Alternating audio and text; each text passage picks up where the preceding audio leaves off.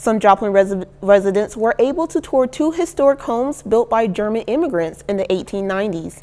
KOM Yana Hatalas visited one of the homes and spoke with the community historian.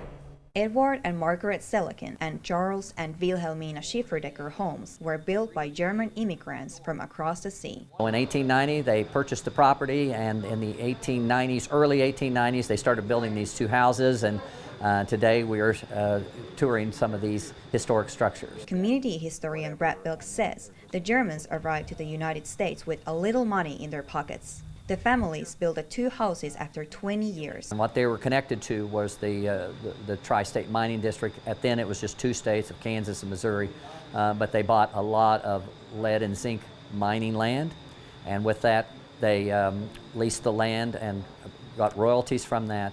So they were land barons first, and then they got involved in banks and city parks and you name it. Belk says the houses are grand for the era they were built. They had 6 or 7 owners with unique stories. Craftsmanship is quite significant. The materials that they're using separates it from a lot of wooden frame, because these are brick and masonry constructed. Visitors enjoyed the tour. I'm glad to see they've been able to preserve most of the wood, and that they've been able to even the glass is original in some of the areas here. Joplin resident Agus says he has history with the Edward Selikin house. I actually knew some of the people that owned it back in 25 years ago or a little longer. Belk says it's essential to get young people interested in the past. It's easier to learn by experience by walking through the house. It's a journey, it's a long journey, but in the end it's for the community, and it's for for people to understand about the 1890s.